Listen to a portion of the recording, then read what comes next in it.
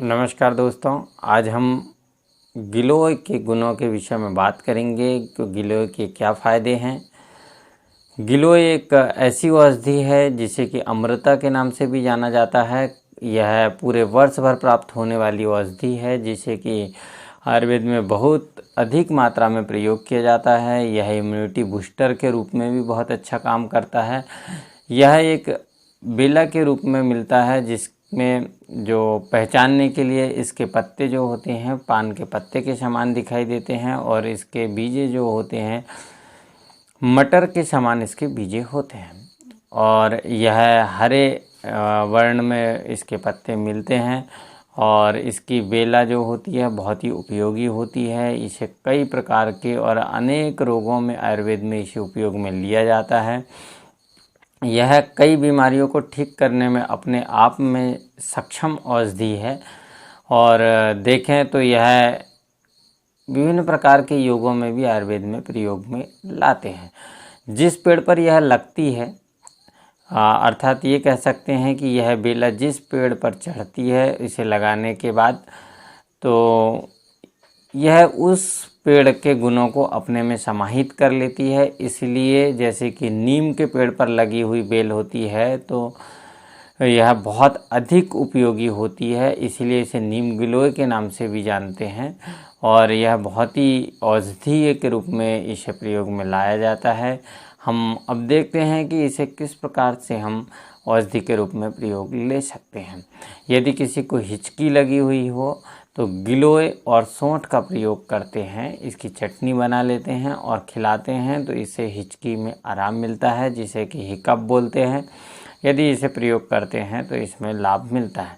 यदि किसी को उल्टी होने लगी हो, यदि उल्टी हो रही हो तो गिलोय स्वरस में मिश्री मिलाकर गिलोय को आपको पीस लेना है और उसका स्वरस निकाल लेना है और फिर उसमें मिश्री मिलाकर आप सेवन करते हैं तो उल्टी बंद हो जाती है। यह सुबह शाम या 3 बार भी इसे लिया जा सकता है। कब्ज होने पर गिलोय के 10 से 20 ml लेना है और गुड़ के साथ इसका प्रयोग करते हैं तो कब्ज में राहत मिलती है और इससे धीरे धीरे कब्ज ठीक होने लगती हैं।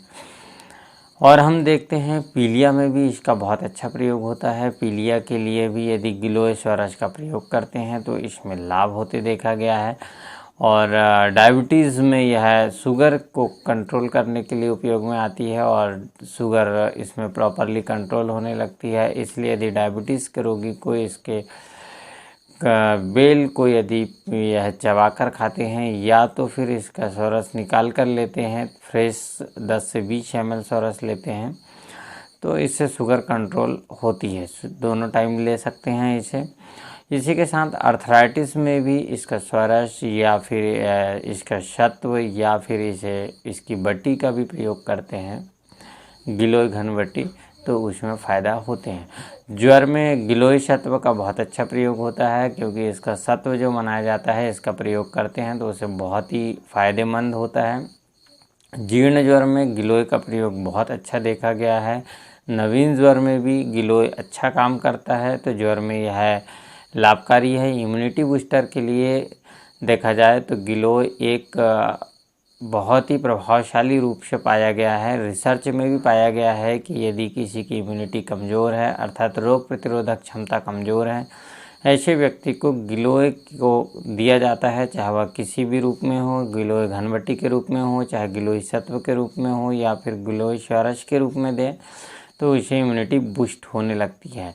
जिन लोगों की प्लेटलेट कम हो जाती हैं तो ऐसे व्यक्ति को गिलोय या तो गिलोय स्वरस या गिलोय सत्व देते हैं, साथ में पपीते के पत्ते के रस को दिया जाता है तो प्लेटलेट 1 दिन में ही बढ़ना प्रारंभ हो जाती है और यह अभूतपूर्व योग है। इसे आप करके आप अवश्य देखें। और जो डेंगू के रोगी होते हैं उनमें प्लेटलेट अवश्य कम मिलती है और यह प्रयोग आप करेंगे तो 1-2 दिन में ही आपको बिना किसी प्लेटलेट लगाए उसे यह प्रयोग करते हैं तो प्लेटलेट बढ़ने लगते हैं। आज के लिए इतना ही। नमस्कार।